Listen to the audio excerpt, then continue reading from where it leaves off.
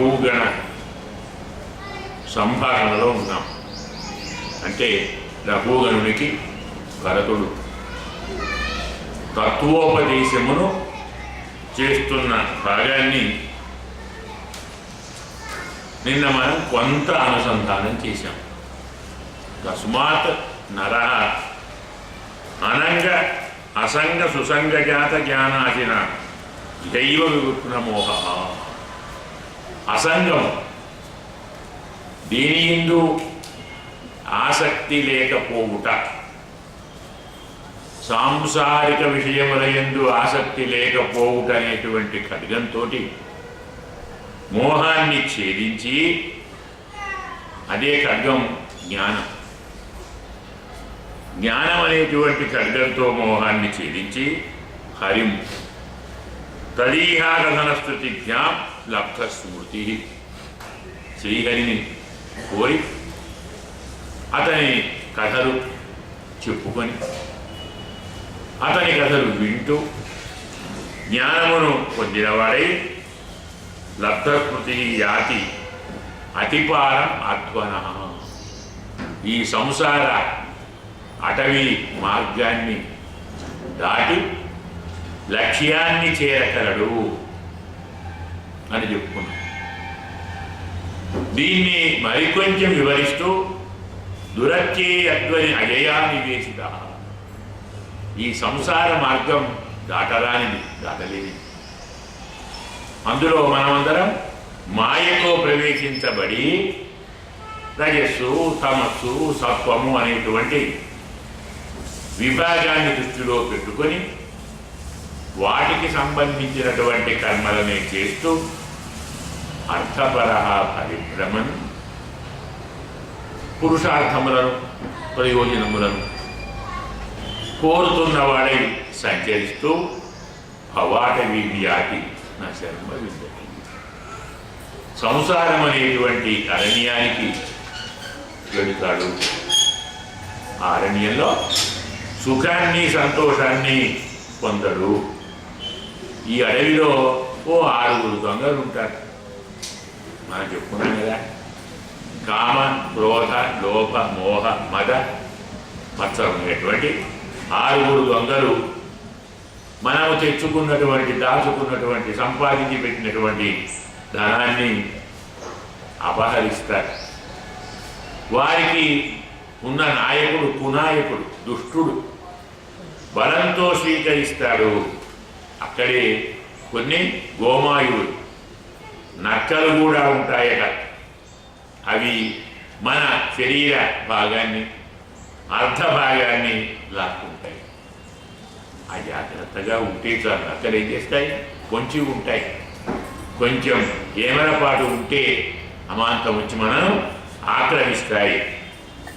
అదే గడ్డి, తీగలు, కొమ్మలు, ఆకులు, అలములు ఇలాంటివన్నీ కప్పిపుచ్చబడినటువంటి ఒక గహ్వరం, గోయి. ఆ గోతి చూస్తే పైన గడ్డి ఉన్నట్టే ఉంటుంది. అడుగు పెడితే లోపలికి పడిపోతాం. కఠోర దంశై మశకై ఉపద్రుత. పొరపాటున మనం డబ్బు తీసుకొని వెళుతున్నాం. దారిలో ఈ 6 దొంగలు వచ్చారు. ఆడి పక్కకు పోయారు కదా, నక్కలు ఉన్నాయి. ఇవి తప్పించుకుందామని ఈ ఆకులమున్న తోలికి వచ్చాం. అమాంతం గోతిలో పడ్డాం. సరే, నక్కల నుంచి తప్పించుకున్నాం, దొంగల నుంచి తప్పించుకున్నాం. కొంచెం ఇక్కడే ఉండి మెల్లగా పోదాం అనుకుంటే ఆ గోతి నిండా దోమలు ఉన్నాయి, తేనెటీగలు ఉన్నాయి, కందిరీగలు ఉన్నాయి. ఇలాంటివన్నీ కరుస్తూ ఉంటాయి. మరి కొంచెం పైకి చూస్తే, చుట్టూ చూస్తే ఏమీ కనపడదు. గంధర్వపురం అంటే అన్నీ ఉన్నట్టే అనిపిస్తుంది. ఆశల పల్లకి అంటాం చూడండి. ఆకాశానికి నిచ్చెనలు అన్నట్టుగా లేని దాన్ని ఉన్నట్టు మనం కల్పించుకొని ఉన్ముఖ గ్రహం, అక్కడే బొర్రాయినంటాం, నిప్పుతో ఉన్నటువంటి కట్టెల భాగాన్ని అవి ముందరి పెట్టినట్టు పట్టుకున్నట్టు చేస్తాము. మన దగ్గర ఉన్నటువంటి ధనాన్ని తీసుకోవాలని అవి చూస్తుంటాయి. ఈ ధనాన్ని రక్షించుకోవాలని మనం చూస్తున్నాం. దానికి అటు ఇటు పరిగెత్తుతుంటే గుడిగాలి, తుఫాను గాలి, కండల్లో దుమ్ము పడుతుంది. మనకు ముందు దారి ఏమాత్రం కనపడదు. కట్టి నిండా దుమ్మె రజస్వలాక్ష దుమ్ము పడి ఉంటుంది. అందులో భయంకరంగా కీచురాళ్ల ధ్వని ఉంటుంది. చెవులు పగిలిపోయేలాగా ఉంటాయి. అలాగే గుడ్ల గూబలు వాటి అరుపులతో మరి కాస్త భయంకరంగా ఉంటుంది. ఎలాగైతే మనకు వృక్షాలలో పవిత్ర వృక్షాలు, దేవతా వృక్షాలు ఉంటాయో, కొన్ని పాప వృక్షాలు, రాక్షస వృక్షాలు కూడా మనకు కనపడతాయి. అలాంటి వాటిని తెలియక ఏదో పండు దొరుకుతుందేమో ఆకలి కొని వాటిపై పరిగెత్తుతుంటాడు. అలాగే ఎండమావులను చూచి నీరేమో అని దప్పికొని తాగుదామని అటు ఉరుకుతాడు. దూరంగా చూస్తే నదిలా కనపడుతుంది, ఇసుక ఉంది, కానీ అందులో నీరు లేదు. నీరు లేని నదికి వెళతాడు. పరస్పరం చాలకతే నిరంతర అటు ఇటు ఇటు అటు పరిగెత్తుతూ తిరుగుతుంటాడు. కళ్ళు ఉన్నవాడా లేనివాడా అంటే న్యాయంగా ఉన్నవాడే. అయితే మొత్తం లాభం ఏంటి? అన్నము దొరకదు, నీరు దొరకదు, ఆవాసము దొరకదు. కంటి నిండా దుమ్ము, చోరు నిండా భయంకర ధ్వనులు. దూరంగా చూస్తే మృగాలు, కింద చూస్తే దోమలు, నల్లులు, పాములు, తేళ్ళు, పురుగులు. ఇలా అయ్యో ఎందుకు వచ్చాము, ఇలాంటి అడవికి నేను ఎందుకు వచ్చాను అనుకుంటుంటే అడవిలో చుట్టూ దావాగ్ని వ్యాపిస్తుంది. దాన్ని తప్పించుకోలేడు దావాగ్ని నుండి. అందులో పడి చావటానికి ఇష్టపడడు. అయినా అలాగే పరిగెత్తుతూ ఉంటే దొంగల సమయం చూచి మనం దాచుకున్నటువంటి ద్రవ్యాన్ని వాళ్ళు అపహరిస్తారు. డబ్బుపాయే, ఆహారం లేదు, నివాసము లేదు. అయ్యో అని విచారిస్తూ బాధపడుతూ దుఃఖాన్ని పొందుతాడు.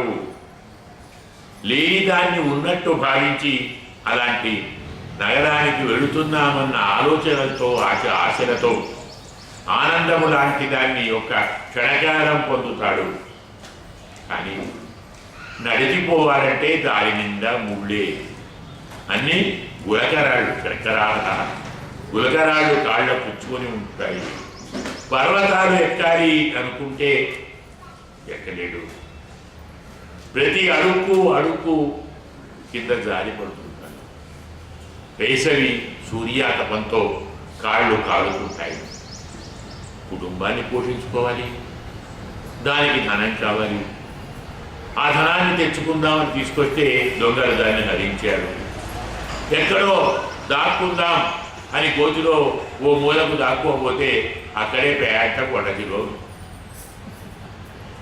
అది అమాంతమునను మింగాలని ప్రయత్నం చేస్తుంది.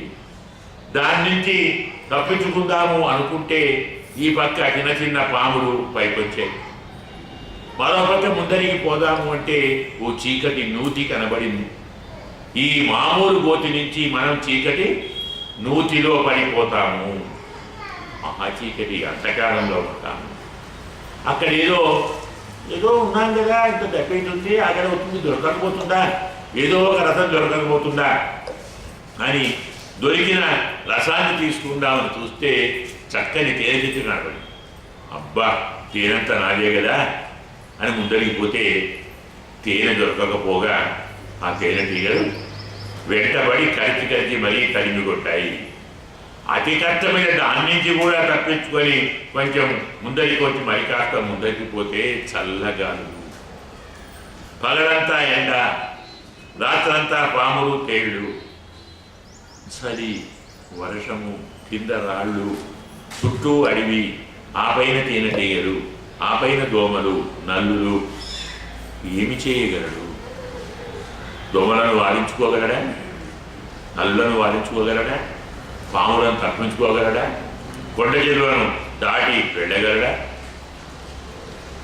పోనీ డబ్బు ఉంటే ఎవరికైనా తూర్పు పరిమాణం తీసుకొచ్చి చేద్దామంటే డబ్బు కాక పోయింది. దగ్గర ఏమీ లేదు, పడుకోలేడు, కూర్చోలేడు, నిలబడలేడు, తిరగలేడు, తినలేడు, తాగలేడు. ఎవరైనా ఉంటే కాపాడండి, ఎవరైనా ఉంటే అంత ముద్ద అన్నం పెట్టండి అని ఎంతమందినో అడుగుతుంటాడు. ఎవడు కడక పెట్టేవాడు. అలబ్ధ కామ, ఏ కోరిక పొందనివాడై పారత్య దృష్టి లభతే అవమానం. ఇన్ని బాధల నేను కూడా ఇలాగే చేశానేమో. ఒకప్పుడు నేను ఇంట్లో ఉన్నప్పుడు భిక్షుకులు వస్తే వారికి ఏం పెట్టలేదు కదా, మనం చెప్పుకున్నాం. ద్వారం ద్వారం అటంతీహ మనుష్యా పాత్రపాణయ బోధయంతీవ తే లోకే అదాతు ఫలమే. పాత్ర పట్టుకొని, భిక్షాపాత్ర పట్టుకొని భిక్షుకులు ప్రతి ఇంటి ముంగిట నిలబడతారు. ఏమని? అమ్మా బిచ్చమేయండి కాదట. నేను పూర్వజన్మలో ఎవరికి దానం చేయలేదు, అందుకు ఇలా అయ్యాను. దానము చేయని వానికి వచ్చే ఫలం ఇది అని మనకు బోధించటానికా అన్నట్టు వారు భిక్షాటన చేస్తారు అంటారు. ఆనాడు తాను ఎవరికి భిక్షం ఇవ్వలేదు, ఇప్పుడు నాకెవరు ఇవ్వటం లేదు. ఇది బహుశా దాని ఫలమే అయి ఉంటుంది. ఎవరి డబ్బు వారిది, ఎవరి ఆస్తి వారిది, ఎవరి ధనం వారిది, ఎవరి సంపాదన వారిది. ఈ మాట అప్పటి నుంచి ఇప్పటిదాకా అనుకున్నాను తప్ప, నలుగురికి మనం సహకరిస్తేనే మనకు నలుగురు సహకరిస్తారు. మనం దానం చేస్తేనే మరొకరు మనకు దానం చేస్తారన్న జ్ఞానం ఆనాడు లేకపోయింది. ఇలా తాను చేసిన దాన్ని చింతిస్తూ విహరిస్తూ ఆపద పొంది ఆయా ఆపదలను, ఆయా ప్రదేశములను, ఆయా ప్రాంతములను వాటిని మెల్లమెల్లగా దాటుకుంటూ తిరుగుతూ ఎలా మనం చేరాలో విషయం తెలియక సరిగ్గా అలాంటి సమయంలోనే ఒక మహానుభావుడు జ్ఞాని వస్తాడు. అతను ఆ గోతి నుంచి ఎలా బయటపడాలో మార్గం చెప్తాడు. కానీ అన్న, నువ్వు పైకి వస్తే మాత్రం ఒడ్డున చుట్టూ మదించిన ఏనుగులు ఉన్నాయి. అవి బయటికి వస్తే వాటిని సంహరించి తిందామనుకునేటువంటి సింహాలు ఉన్నాయి. వాటిని దాటి వస్తే వాటిని తినేటువంటి శరభాలు ఉన్నాయి. అవి కూడా దాటుకొని వస్తే గండమేరుండ పక్షులు ఉన్నాయి. మరి వీటి పాలు పడతావా, గోతిలోనే ఉంటావా? వీటి పాలు పడే కంటే గోతిలో ఉండడమే మంచిది కదా అనుకుంటావా? అర్థమైందే? సంసారంలో ఉన్నవాడు దాటి రావాలి అనుకోడు. మనకు బాగా అర్థం కావాలంటే జైల్లో ఉన్నవాడు ఇంటికి రావాలనుకోడు. జైలే బాగుంది. వేడకు లేపుతారు, వేడకు పని చేస్తారు, పాలు, కాఫీ, టిఫిను, భోజనం అన్నీ పెడతారు, వస్త్రాలు ఇస్తారు, చేసిన పనికి డబ్బులు ఇస్తారు, సమయం ప్రకారం తిండి, సమయం ప్రకారం నిద్ర, అంతా విశ్రాంతి. కొత్త పని ఇంట్లో ఇలా చేయగలమా? మనం సంపాదించుకొని తెచ్చుకుంటే తింటాను చెప్తులేదు. ఇల్లు బాగా డేలు బాగా చేయలే బాగా అనుకుంటాను. మరి ఇప్పుడు నీవు కూడా గోతి బాగా పైన బాగా అహంకారం, మమకారం అనేటువంటి మదించిన గజాలు ఉన్నాయి. అవి దాటి మరికొంచెం నీవు ముందరికి వస్తే ఆశ, పాశములు అనేటువంటి సింహాలు ఉన్నాయి. అవి దాటి మరికొంచెం ముందరికి వస్తే గర్వము, మదము అనేటువంటి శరభాలు ఉన్నాయి. అవి దాటి మరికొంచెం ముందరికి వస్తే మాత్సర్యము, నిర్లోపము అనేటువంటి గంధవేరుడ పక్షులు ఉన్నాయి. ఇవన్నీ తప్పించుకోవాలనుకుంటున్నావా? మొదలు ఏనుగులను తప్పించుకో. చమత్కారం ఏంటంటే ఏనుగులు వెళ్ళిపోతే వాటి వెంటే సింహాలు పోతాయి వాటి కోసం, అవి పోతే సరఫాలు పోతాయి, అవి పోతే గంటలు పోతాయి. నువ్వు హాయిగా రావచ్చు. మొదలు ఏనుగులను సాగనంటే నువ్వు పైకెక్కు. అంటే అహంకార మమకారాలను వదిలి పెడితే తక్కిన వాటిని నీవు సులభంగా తప్పించుకోవచ్చు. ఆశాపాశములు పూర్తిగా తొలగిపోతాయి. వాటిని ఆశ్రయించినప్పుడే ఇలాంటి బాధలన్నీ ఉంటాయి. కొన్ని చోట్ల కొన్ని ప్రాంతములలో కొన్ని సమయములలో మనం ఊహించని ఆపదలతో ఏమి చెయ్యాలో తెలియక ఎలాగో అక్కడే తిరుగుతుంటే అడవి గోతి కాబట్టి రాబందులు వస్తాయి, గద్దలు వస్తాయి, కొంగలు వస్తాయి, రకరకాల పక్షులు వస్తాయి. అవి మనను తినకుండా ఉండాలంటే మనం వాటితో స్నేహం చేసుకోవాలి. స్నేహం చేసుకుంటే మిత్రుడుగా నేను చెయ్యం. కొసకు గతి ఇంట్లో ఉన్నప్పుడు తోటి మనిషితో స్నేహంగా ప్రవర్తించని వాడు అడవిలో రాబందులతో గద్దలతో నీవు స్నేహము చేయవలసి వస్తుంది. కానీ అవి నిన్ను నమ్ముతాయా? కొని నువ్వు వాటిని నమ్ముతావా? పరస్పరం ఒకరినొకరు మోసం చేసుకుంటూ బతికే కంటే ఎలాగో తప్పించుకొని ముందరికి పోదామని పోతే వాటిని దాటితే చాలు అన్నీ హంసలే కనబడతాయి. వంగడం దాటాలి, రాబందులను దాటాలి, గద్దలను దాటాలి. వాటిని వద్దనుకుంటే హంసలను నీవు చేరుకుంటావు. కానీ నీకు హంసల స్వభావం నీకు నచ్చదు. అది మంచినే తీసుకుంటుంది కదా, నీవేమో చెడునే తీసుకుంటావు. పరస్పర విరుద్ధము లేదండి. ఎలా కుదురుతుంది? కాబట్టి దాన్ని తొలగించాలి అనుకుంటే నీ ఇంద్రియములను తృప్తిపరిచేటువంటి ప్రయత్నాన్ని మానుకోవాలి. నా ఇంద్రియ తృప్తి నాకు కావాలి అనుకుంటే అదే పని గద్దలు చేస్తున్నాయి, అదే పని రాబందులు చేస్తున్నాయి. మరి వాటికి నీకు తేడా ఏమిటి? నీవు వాటికంటే గొప్పవాడవు కావాలంటే, వాటిని తప్పించుకోవాలంటే, వాటిని పారదోలాలంటే వాటికి ఉన్నటువంటి సోదరం ఫలిత అంటే తన పొట్టను తాను నింపుకునేటువంటి స్థితిని వదిలిపెట్టాలి. వాటిని తప్పించుకుందామని చెట్టు చేరితే అది వాటికి ఆవాసం కదా. పక్షులు ఎక్కడుంటాయి? చెట్ల మీదనే ఉంటాయి. వాటిని వద్దని అక్కడ చేరితే కొంగలు, గ్రద్దలు, రాబందులు ఎవరండి?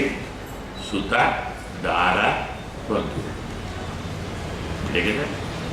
సంసారం అనేటువంటి మహావృక్షంలో వృక్షం పైన ఉండేటువంటి దారాపుత్ర బంధాదులతో వారి సంగమంతో అదే గొప్ప సుఖము సంతోషము అనేటువంటి పరవశంతో దీనుడవై పరవశుడవై తన వారిని పూర్తిగా వదిలిపెట్టి ఏ పర్వత గుహలోనో పడిపోతావు, ఏ గోతిలోనో పడిపోతావు.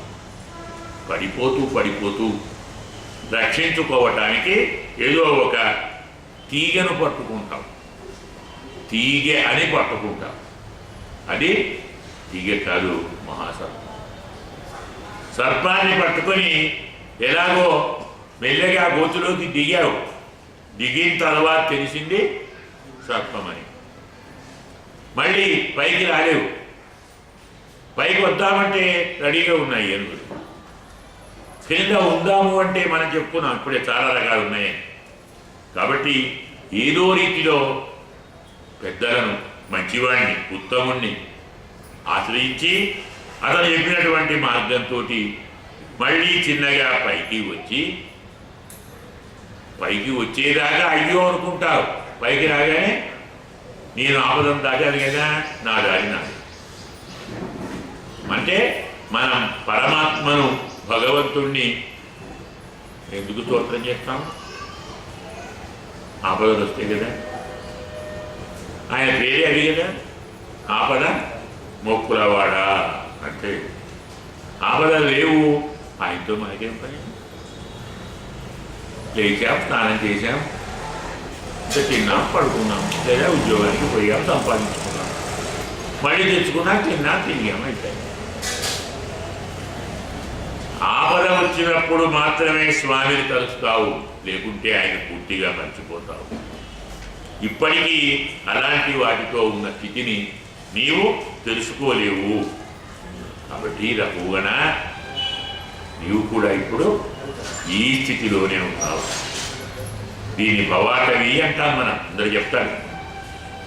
ఈ సంసారం అనేటువంటి మహా అరణ్యంలో తిరుగుతున్నటువంటి నీవు సన్యస్త దండ కృతభూత మైత్ర, ఇప్పటికైనా రాజును అనే విషయం మర్చిపో. నేను దండించేవాణ్ణి అనే విషయాన్ని కష్టపరిచు. అందరి యందు ప్రేమ, దయ, స్నేహం వీటిని నేర్చుకో. మనస్సును హరిసేవతో నీ వశం చేసుకో. జ్ఞానం అనేటువంటి ఖడ్గంతో ఈ అతిసారమైన సంసారాన్ని, అతిసారం అన్నాడు, అదో వ్యాధి మనకుంది, అతిసార వ్యాధి తెలుసు కదా. ఈ అతిసారం అనేటువంటి సంసార బాధను నీవు తొలగించుకో. ఇంత బాగా చెప్పితే రఘుగణుడికి భరతుడు, అహో నృజన్మ అఖిల జన్మ శోభనం. ఇప్పుడు నాకు అర్థమైందండి, అన్ని జన్మల కంటే మానవ జన్మే ఉత్తమం. ఎందుకు? కిం జన్మభి తపసై అపి అముష్మిన్. ఈ ప్రపంచంలో తపస్సులు, పుట్టుకలు ఇవన్నీ ఎందుకండి? పరమాత్మ నామస్మరణ చేయని బ్రతుకెందుకు? భగవంతుని యందు భక్తి అయినటువంటి జన్మ ఎందుకు? భగవంతుని భక్తుణ్ణి ఆశ్రయించని తపస్సు, పుణ్యములు ఎందుకు? నత్యద్భుతంతో చరణాబ్జరేణుభి. నీ పాదపరాగాలతో నా అన్ని పాపాలు పోయాయి. పరమాత్మ యందు భక్తి కలిగింది. క్షణకాలం మీతో సంగమంతో దాటలేని సంసార మహావృక్షాన్ని సులభంగా అధిరోహించి అవతలికి వెళ్తున్నాను. నా మోహమంతా తొలగిపోయింది. నమో మహద్భ్యోస్తు, నమ శిశుభ్య, నమో యువభ్య, నమ ఆవటుభ్య. జ్ఞాపకం వచ్చిందన్నమాట. వేదమంత్రాన్ని చక్కగా మహానుభావుడు శ్లోకంలా రాశాడు. నమో మహద్భ్య, నమ అర్భకేభ్య, నమో యువభ్య, నమ ఆవటుభ్య. అదే మాట చెప్తాడు. మహానుభావులకు నమస్కారము, శిశువులకు నమస్కారము, యువకులకు నమస్కారము, బ్రహ్మచారులకు నమస్కారము, సకల ప్రపంచము యొక్క హితమును అభిలషించేటువంటి బ్రాహ్మణోత్తములకు నమస్కారం. లోకహితాన్ని కోరే బ్రాహ్మణోత్తములు ఈ ప్రపంచంలో సంచరిస్తుంటారు. అలాంటి వారికి నిరంతరం శుభం కలగాలి అని జ్ఞానాన్ని పొందినటువంటి ఈ మహానుభావుడు స్వామి రఘుగణుడు అతనితో చక్కగా ఆత్మతత్వాన్ని విన్నవాడై దాన్ని నిరంతరం మనస్సులో ధ్యానం చేస్తూ ఆ రఘుగణుడు దయతో, భక్తితో, ప్రేమతో భరతునికి నమస్కరిస్తే నిభుత చరణ ఊర్మ్యాశయ తరణిమాం విచార. భరతుడు తానికేం పని, వాడితో ఏం పని, తాను హాయిగా సంచరించడం మొదలుపెట్టాడు. పరమాత్మను నిరంతరం ధ్యానం చేస్తూ ఉన్నాడు. ఇలా కథాభాగం చెప్పితే ఈ పండిత మహారాజు, అయ్యా మహాభాగవత ప్రభావాన్ని మీరు మాకు చెప్పారు కదా, పరోక్షమైనటువంటి వాక్కుతో చెప్పారు. కోతి అన్నారు, ఏనుగులు అన్నారు, సింహాలు అన్నారు, పాములు అన్నారు, పేళ్ళు అన్నారు, రాళ్ళు అన్నారు, అన్నారు. మాకెవరు అర్థం అవుతుందా? చెప్పదలుచుకోలేదో సూటిగా నేరుగా చెప్పాలి, కానీ ఈ పరోక్షోపదేశం మాకు అర్థం కాదు. న్యాయంగా మనం మొదలే చెప్పుకున్నాం, భాగవతం కానీ భారతం కానీ రామాయణం కానీ ఉపనిషత్తులు కానీ అన్ని పురాణములు కానీ ప్రత్యక్షంగా తత్వాన్ని చెప్పవు, పరోక్షంగా చెప్తారు.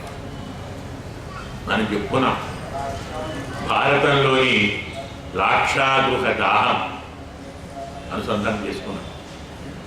పంచపాండవులు కుంతి లక్క ఇంటిలోకి చేరి వారు మళ్ళీ విషయం తెలుసుకొని ఆ లక్క ఇంటిలో నుంచి బయటికి వెళ్ళిపోయిన తరువాత ఆ ఇల్లుల శత్రువులు తగలబెట్టారు. ఏకదైంది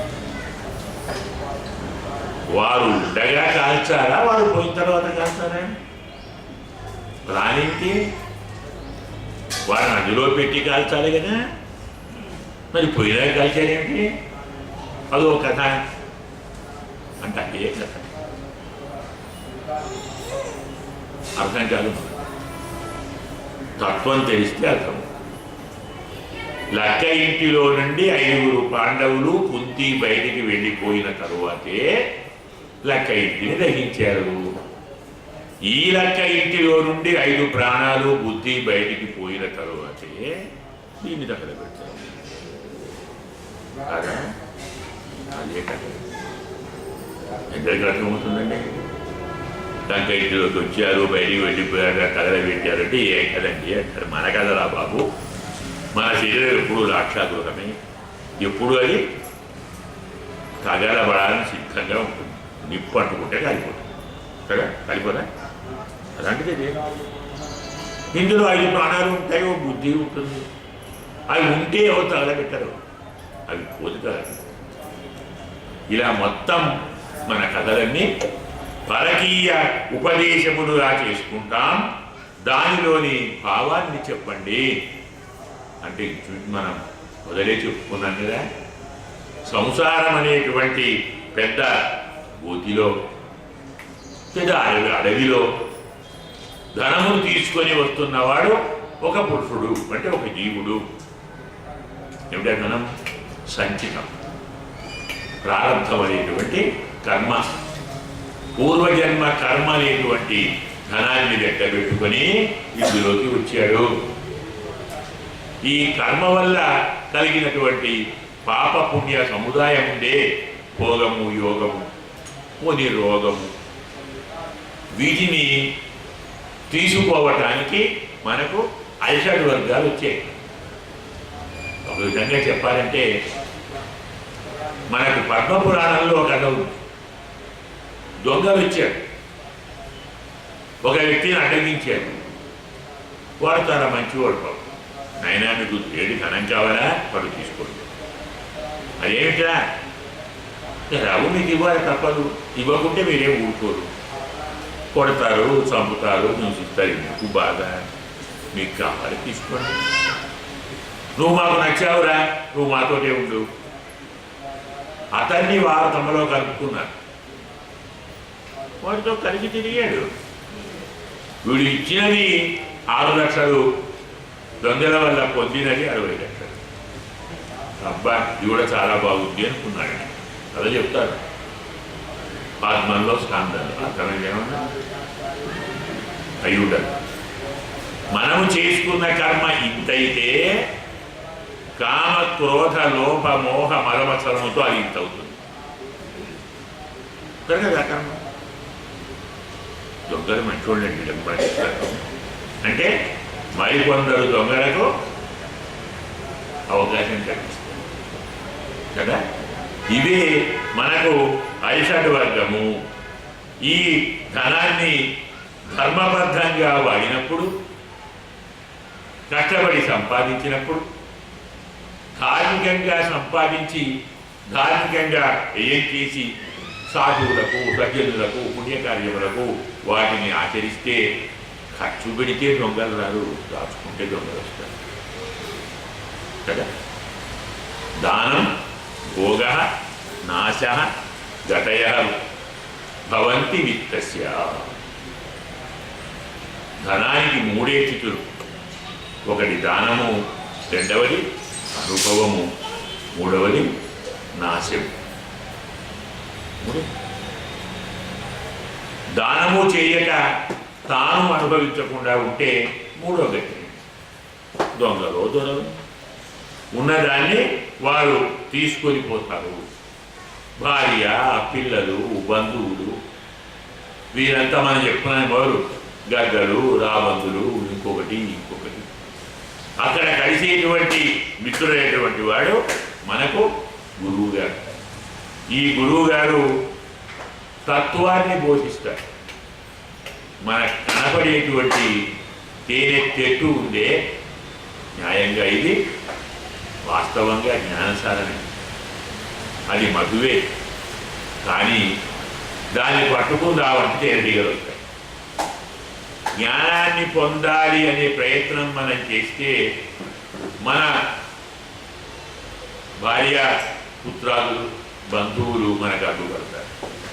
ఏంటి ఇంత చిన్న వయసులో వాడు గుడికి పోతారేంటి, అప్పుడే ఇంకా పెళ్ళే కాలేదు, ఏం రోగం అండి వీడికి, గుడికి పోతున్నారు ఏంటి, అప్పుడే అన్నీ అయిపోయాయా, ఇంకా చాలా కాలం ఉంది కదా, వాడు ఒకటే పెళ్ళే పోవాలి గుడికి, అప్పుడే పోతారా, లాగి మరీ కూర్చోబెడతారు.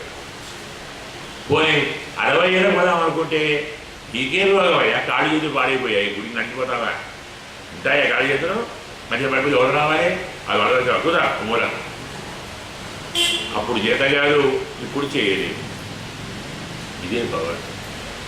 ఇలాంటి వాటితోటి మనము రకరకాల బాధలతో, దొంగలతో, మృగాలతో, మనం చెప్పాం సంసార ఘోరగానే చరతో మురారే మారోగ్ర భీకర మృగ ప్రవరార్జితస్య ఆర్తస్య మత్సర నిదాగ నిపీడితస్య లక్ష్మీ నృసింహ మమదేశి కళావరంతో ఆయన అని చెప్పాడు. ఇదే చెప్పాడు భజన. సంసారం అనే ఘోర గహనం, సంసార వృక్షం, సంసార యూథ గజ సమ్మతి, ఏనుగుల గుంపు కదా. కాబట్టి అదే మనం ఒకసారి కళావలంబాన్ని అర్థంలో చదువుకుంటే మొత్తం గణ్యమైంది. అహంకారం, మమకారం అనేటువంటివి ఏనుగులు, ఆశాపాశములు, మహాసర్పములు, చిన్న చిన్న శృతు పిపాసలు అనేటువంటివి ఉన్నవే దోమలు, నల్లులు. స్వార్థ సంపాదన గడ్డ పేరుతారు. పరులకు హాని చేసి నేను ధనమును రాశిగా చేసుకుందాం శరపములు. ఇలాంటి యో దుశ్చర్యాన్ క్షితి సుతస్వజనాన్ అర్ధదారాన్ భూమి, పుత్రులు, భార్య, తనవారు, సంపద ఇలాంటివన్నీ మనవుడు వదిలిపెట్టలేడు. కోరిక లేకున్నా, తాను కోరకున్నా వచ్చి మీద పడతాడు. కోరిన వాటిని పెరగలేదు. ఇలాంటి ఆపదలో ఉన్నప్పుడు మన మీద మైత్రితో పెద్దలు మన దగ్గరికి వస్తారు, తత్వోపదేశం చేస్తారు, ధర్మాన్ని బోధిస్తారు, అజ్ఞానాన్ని తొలగిస్తారు. మీరు ఏ యజ్ఞాలు, యాగాలు, దానాలు, ధర్మాలు అవసరం లేదు, పెద్దలను సేవించండి, అన్నీ పోతాయి. మహతాం అనుసేవయ పలుపు, కొంచెమైనా సరే సేవ ఉంటే పెద్ద ఆవదనీయు తొలగిపోతాయి. యజ్ఞాయ ధర్మపదయే విధినయ గుణాయ యోగాయ సాంఖ్యశిరసే ప్రకృతీశ్వరాయ నారాయణాయ హరయే నమః. యోగమాట సాధన. హరయే నమః, నారాయణాయ నమః అని నవ్వుతూ, ఏడుస్తూ, పడుకుంటూ, లేస్తూ, కూర్చుంటూ, నిద్రపోతూ, అంటే సర్వావస్థల్లో స్వామి నామాన్ని ఉచ్చరించగలిగితే, స్వామి భక్తులను సేవించగలిగితే, వారి మాటలు వినగలిగితే నిన్ను ఈ పవాటం అనేటువంటిది ఏమీ చేయలేదు. ఎలాంటి బాధ నీకు అవసరం లేదు. ఇది పవాటవిలోని అంతరార్థాన్ని జాగ్రత్తగా చెప్పి, ఇప్పుడు భరతుని కథ చెప్తున్నాం కాబట్టి ఆ వంశంలో వారి విధానాన్ని చెప్తాడు. భరతుని కుమారుడు సుమతి. ఈ మహానుభావుడు పాషణ్య వృషభ పదవీం అనువర్తమానం. మనం చెప్పుకున్నాం, వృషభుడు రకరకాల మార్గాలు అవలంబించాడని. వాటిని ధర్మములుగా భావించి పాషండ మతాలను ప్రచారం చేశారు అని, వాటిని అనుసరించి అని అతను విన్నాడు. కలియుగంలో ఇలాంటి పాషండులు ఏర్పడతారు, ధర్మాన్ని ప్రవేశపట్టిస్తారు. కాబట్టి వృద్ధులను పెద్దలను సేవించటంలో బాగుండాలి అనుకొని మహానుభావుడు వృద్ధసేన అనేటువంటి అమ్మాయిని వివాహం చేసుకొని ఆమె యందు దేవతాజిత్ అనేటువంటి కుమారుణ్ణి పొందాడు. తరువాత ఆసురి యందు దేవద్యుమ్న అనేటువంటి వాడు, అతను ధేనుమతి యందు పరమేష్టి, అతను సువర్చన యందు ప్రతీకుడు, అంటే వంశం పేరు గురించి చెప్పుకోపోతున్నాం. తరువాత ఈ మహానుభావుడు ఆత్మవిద్యను నేర్చుకొని తాను సంశుద్ధుడై మహాపురుషుణ్ణి అనుస్మరించాడు. ప్రతీకుని పుత్రుడు ప్రతిహత్తాదులు ముగ్గురున్నారు. వారు యజ్ఞములు బాగా చేయగలరు. ప్రతిహర్త వీరు స్తుత్యాం అజహ భూమ అనే వారిని కుమారుడుగా పొందాడు. ఈ భూమి నుండి ఋషికుల్య యందు ఉతిగీత, వారి నుండి ప్రస్తావ, అతని నుండి నియుతు, అతని నుండి విభు, విభు నుండి పృథుసేనుడు, అతని నుంచి ఋతిపుత్రుడు, అతని కుమారుడు గయుడు. మనకి ఇది కావాలి. చెప్పదలుచుకున్నది గయోపాఖ్యానం అంటాను. చాలా గొప్పది గయోపాఖ్యానం. చాలామంది వినుంటారు. ఒక ఏదో కథను అందులో జోడించేసి ఆ గయుడిని ఒక పాపంలో ఇరిపించేసి కృష్ణార్జున యుద్ధమని ఓర చేశాడు. వాడు పరమభక్తుడు, ఈయనే పరమభక్తుడు. ఇలా చేస్తే చమత్కారం ఉంటుంది. మనకు చమత్కారానికి వారికి దేశాన్ని కల్పించి మోహాన్ని కలిగించి నిందలు చేసి ఎంత అనేమంటారు భ్రష్టు పట్టించారన్నమాట. అసలు న్యాయంగా ఈ గయుడు పరమ ఉదారుడు. సాక్షాత్తు పరమాత్మ యొక్క కృత్యమై జగత్తును రక్షించడానికి స్వామి యొక్క అంశే ఈ రూపంలో వచ్చినది. ఇతను తన ధర్మంతో భూమిని జాగ్రత్తగా కాపాడాడు. పరమపురుషుని యందు పరిపూర్ణమైన భక్తి కలిగేవాడుగా ఉన్నాడు. బ్రాహ్మణోత్తముల నిరంతరం సేవిస్తూ ఉన్నాడు. భగవత్ భక్తి యోగంతో ఎప్పుడూ పరవశంలో పరిశుద్ధమైన మనస్సులో బ్రహ్మాత్మ అనుభవంతో అహంకారమకారాలు పూర్తిగా వదిలిపెట్టిన మహానుభావుడిగా ఉన్నాడు. అతని గాథను స్వర్గంలో కూడా దేవతలు అతని కీర్తిని కీర్తించారు, పాడారు. గయం నృప కప్రతియాతి కర్మభి. ఎవరైనా కర్మలతో గయుణ్ణి కోరగలరా అంటే గయుడు చేసిన కర్మలు ఎవరైనా చేయగలరా? అతని యజ్ఞములైనా చేయగలరా? అతనిలాగా పెద్దలను ఎవరైనా సేవించగలరా? అతను యజ్ఞం చేస్తే అతని గొప్పతనం ఏమిటంటే అతను ఆచరించిన ప్రతి యజ్ఞంలోనూ సాక్షాత్తు శ్రీమన్నారాయణుడు స్వయముగా వచ్చి హవిస్సు తీసుకున్నాడు. సదస్సులతోటి పూజను పొందాడు. పరమాత్మ అంశ లేకుంటే ఇంతటి పని సంభవం కాదు. అతని వల్ల ప్రజలు పరమ ఆనందాన్ని పొందారు. అతని రాజ్యంలో స్వాధ్యాయం సన్నగిల్లలేదు. ఛందాంసి అయామయాతాని అంటాడు. వేదములు చదవని ఒక్క సాము కూడా లేదని మనం చెప్తున్నాం. ప్రొద్దున వండిన అన్నం న్యాయంగా ధర్మశాస్త్రం ప్రకారం ఒక సాము దాటిన తర్వాత తినకూడదు. వంట చేస్తే 3:30 గంటల లోపే దాన్ని తినాలి. 3:30 గంటలు దాటితే అన్నం పరియుషితం అంటారు, దాన్ని పారేయాలి. కానీ మనకి ఎక్కువ విధులు ఉన్నాయి కదా, అందులో పెట్టుకొని రేపు ఎల్లుండి 6 5 రోజులు తింటాం. మళ్ళీ ఎవరు వండుకుంటారు? శరీరంలో పుణ్యాత్ములం కదా, ఇలాగే ఉంటాం. కానీ న్యాయంగా అయాతయామం అంటారు. జాము గడవకుండా తినాలి, జాము గడవకుండా చదవాలి. చదువుకున్న దాని ప్రతిక్షణం నిరంతరం మళ్ళీ మననం చేస్తూ ఉండాలి. బ్రాహ్మణులు నిరంతరం వేదాధ్యయన పరులయ్యారు. మేఘములు సకాలంలో వర్షించాయి, దున్నకుండా భూమి ఫలించింది. అతని యాగంలో పరమాత్మ స్వయంగా వచ్చి హవిస్సును తీసుకున్నాడు. ఇంతటి మహానుభావుడు గయుడు.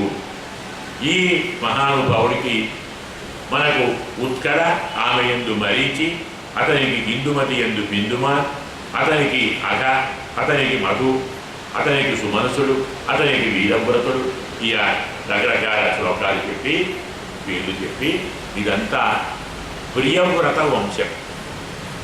ఏమంట? వైరవ్రతం వంశవిమం విరజశ్చరమోద్భవ. ఈ ప్రియవ్రతుని వంశాన్ని వింటే చాలు అన్ని పాపాలు, అన్ని అజ్ఞానాలు తొలగిపోతాయి. ఎందుకంటే అతని వంశంలోని ప్రతివాడు పరమాత్మ భక్తుడే. ఏదో రకంగా ఏ ఒక్కరి పేరు తీసుకున్నా పరమాత్మ పేరు వింటాం, పరమాత్మ యొక్క అనుగ్రహాన్ని వింటాం, పరమాత్మ కృపను తెలుసుకుంటాం, ఎలా వీరు పెద్దలను సేవించాలో తెలుసుకుంటాం. 100 పేర్లు వింటే 100 సార్లు వింటే మనలో కొంచెమైనా ఆ భావములు ఇక్కడ కలగలుగుతుందా? అందుకోసం అగరోదత్యలం కీర్తియా విష్ణువు సురగణం యొక్క పరమాత్మ ఎలా దేవతాగణాన్ని పెంచాడో ప్రియవ్రత వంశం ఈ పృథ్వీ మండలాన్ని అలా వృద్ధి పొందించాడు. ఇలా మనకు ప్రియవ్రత ఉత్తానప చెప్పుకున్నాం కదా. స్వయంభూ మనువు కథ గమనించుకోవాలి. వారికి ఆహూతి, ప్రసూతి, దేవహూతి ముగ్గురు కుమార్తెలు చెప్పుకున్నాం. ముగ్గురు. అలాగే ప్రియవ్రతుడు, ఉత్తానపదు ఇద్దరు చెప్పుకున్నాం. అంటే మనం ఈ భాగం ఎక్కువ న్యాయమైంది. అంటే చమత్కారం ఏంటి? ప్రియవ్రతుడు తన రథచక్రాలతోటి 7 ద్వీపాలను ఏర్పరిచాడు, 9 వర్షాలు ఏర్పరిచాడు, 9 ఖండాలు ఏర్పరిచాడు, భూమండలాన్ని ఇలా విభజించాడు. తనవారిని వారి యందు పుత్రులను ఏర్పాటు చేశాడు. వీరు రాజ్యాలను పరిపాలించారు అని చెప్తే, అయ్యా ఇది ఇవేవో చెప్పారు. అతని రథచక్రములతో 7 ద్వీపములు ఏర్పడ్డాయి, 7 సముద్రములు ఏర్పడ్డాయి, 9 వర్షములు ఏర్పడ్డాయి, 9 ఖండములు ఏర్పడ్డాయని మీరు చెప్పుకున్నారు కదా. ఇదో పేర్లు చెప్పినట్టుంది, దాని వివరాలు ఏవి చెప్పలేదు. అది విన్న పరమాత్మ రూపమే కదా. జగత్తేమిటి? స్వామి విశ్వరూపం కదా. ప్రపంచం అంటే ఆయనే. పాతాళం ఏకశై పాదం చెప్పుకున్నాం, పరమాత్మ పాదాలు పాతాళం చెప్పుకున్నాం కదా. కాబట్టి ప్రకృతి స్వరూపాన్ని పరిపూర్ణంగా విన్న పరమాత్మ రూపాన్ని మనం అనుసంధానం చేసుకున్న పుణ్యమే కలుగుతుంది. కాబట్టి దాన్ని సంగ్రహంగా చెప్పవలసింది అని స్వామి అడిగితే, పరమాత్మ యొక్క మాయాగుణ విభూతిని ఒక్కసారి స్మరించుకొని ఆ దిక్కుకు వచస మనస పూర్తిగా స్మరించి, ఎవరు చెప్పగలరయ్యా ప్రకృతి మండలంలోని ఇన్ని వివరాలను విశదంగా ఎవరూ చెప్పలేదు. కొన్ని మాత్రం చెప్పగలరు. అంటే సంగ్రహంగా చెప్తామే తప్ప విస్తరంగా ఒక్కొక్క దాన్ని వివరించి ఎవరూ చెప్పరు. అందుకే భూగోళ విశేషం నామరూపమాన లక్షణత వ్యాఖ్యాస్యామ. ప్రాధాన్యం అన్ని కాదు, ప్రధానముగా కొన్నిటి పేర్లు, కొన్నిటి రూపాలు, కొన్నిటి లక్షణాలను మాత్రం చెప్పుకుంటాము. మనకు ఎలా ఉంది అసలు ఈ ద్వీపం ఎలా ఉంటుంది అంటే, కువలయ కోశాభ్యంతర కోశ అన్నాడు. పద్మం యొక్క మొగ్గ ఉంటుంది కదా, పద్మం విభజించకుండా మొగ్గలా ఉన్నప్పుడు అది విచ్చుకున్నప్పుడు ఒక్కొక్క రేకులు బయటకు వస్తాయి. విచ్చుకోకముందు అది ఎంత విశాలం? చాలా తక్కువ. విచ్చుకున్న తర్వాత చాలా ఎక్కువ. ఈ భూమండలం కూడా సంగ్రహంగా తను ముడుచుకొని ఉన్నప్పుడు చాలా చిన్నగా ఉంటుంది.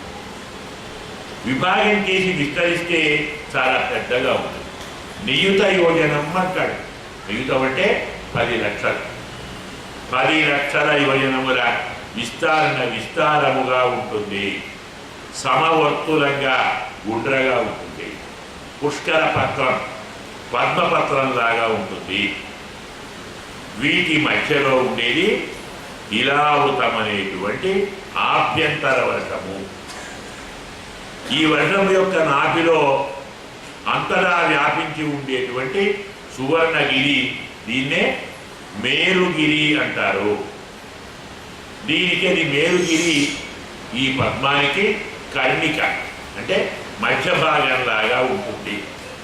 కమలానికి ఎలా మధ్య భాగం ఉంటుందో ఈ ఇలావృత వర్షానికి మేరు పర్వతం అనేది మధ్య భాగం ఉంటుంది. దాని శిఖరం 32 యోజనాల విస్తీర్ణంతో ఉంటుంది. మూల భాగం 16,000 యోజనాల విస్తీర్ణంతో ఉంటుంది. దానికి ఉత్తరోత్తరంగా మనం వెళితే నీలము, శ్వేతము, శృంగము అనేటువంటి 3 పర్వతములు కనబడతాయి. ఇవి రమ్యక, హిరణ్మయ, కురు వర్షాలకు హద్దులుగా ఉంటాయి.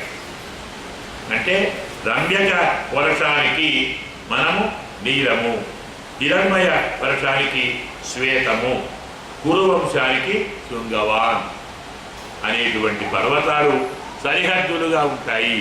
వీటికి 2 పక్కల ఉప్పు సముద్రం 2000 యోజనాల విస్తీర్ణంగా ఒక్కొక్క దాన్ని ఆక్రమించి మొదట ఉన్న దానికంటే 2వ భాగం రెట్టింపుగా ఉంటుంది. పూర్వం నుండి ఉత్తరం నుంచి మళ్ళీ ఉత్తరం 10 రెట్లు అధికముగా ఇది ఉంటుంది. దీనికి దక్షిణంలో ఇలా ఉంది నిషధ, హేమకూట, హిమాలయ. మనం ఒక పర్వతాల పేరు విందామన్నీ. ఇలాంటి పర్వతాలన్నీ ఉంటాయి.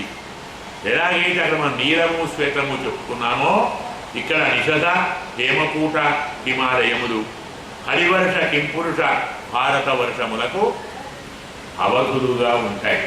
హిమాలయం భారత వర్షానికి ఆవిర్భావం కదా, ఇలా సరిహద్దుగా ఉంటుంది. అలాగే ఇలావృతం మరి యొక్క చుట్టుభాగంలో చూస్తే మాల్యవతు, గంధమాదన, ఆనీల పర్వతాలు అక్కడ ఉంటాయి. 2000 యోజనాలతో కేతుమాల, భద్రాశ్వ ఈ రెండింటికి సీమగా ఉంటాయి. మందరము, మేరుమందరము, సుపార్శ్వము, కుముదము అనేటువంటివి 10,000 యోజనాల విస్తారంతో మేరువతానికి 4 దిక్కులా వ్యాపించి ఉంటాయి. ఇవి అవస్తంభగిరులు అంటారు. వీటికి 4 వైపులా చూత, జంబు, కదంబ, న్యగ్రోత్ అనేటువంటి 4 వృక్షాలు మనం గమనించాలి. ఆయా వృక్షాలను బట్టే ఆయా ద్వీపాలు పేర్లు వచ్చాయి. వీటికి 4 వైపులా చూత, జంబు, కదంబ, న్యగ్రోత అనేటువంటి పాలప ప్రవరములు, మహావృక్షములు ఉన్నాయి. ఇవి పర్వతాల పైన పర్వతాలకు ధ్వజములుగా మనకు కనపడతాయి. 1000 యోజనాల విస్తీర్ణంతో ఉంటాయి. వాటి శాఖావారము అంటే మూలం యొక్క ఆవృత్తి 100 యోజనాల విస్తీర్ణంతో ఉంటాయి. ప్రతి వర్షానికి ఇవన్నీ మామూలే. పర్వతాలు ఉంటాయి, వృక్షాలు ఉంటాయి, నదులు ఉంటాయి, సరస్సులు ఉంటాయి, హ్రదములు ఉంటాయి, తటాకములు ఉంటాయి. అలాగే 4 హ్రదములు ఉంటాయి. వయో, మధు, ఇక్షు, రస. పాలు, తేనె, చెరుకు రసం ఇలాంటి వాటితో ఆ హ్రదములు ఉంటాయి. ఇవి వీటిని ఉపదేవ గణము సేవిస్తూ ఉంటుంది. ఎవరికి యోగైశ్వర్యం బాగా ఉంటుందో వారు దీన్ని అనుభవిస్తారు. ఇక్కడ దేవోద్యానాలు కూడా ఉంటాయి 4. నందనం, చైతరథం, వైభ్రాజికం, సర్వతోభద్రం అనేటువంటి 4 ఉంటాయి. ఇందులో అమర సైన్యం, దేవతలు వారి వారి దేవతా తీలతో వీరు విహరిస్తూ ఉంటారు. మందరం యొక్క సానువులలో 11 యోజనాల విస్తీర్ణంగా ఉండేటువంటి దేవ చూత వృక్షం మామిడి చెట్టు ఉంటుంది. ఈ పర్వతం మీద ఇది ఉంటుంది. దీని ఫలములు అమృతంలాగా ఉంటాయి. ఇవి జారి కింద పడ్డప్పుడు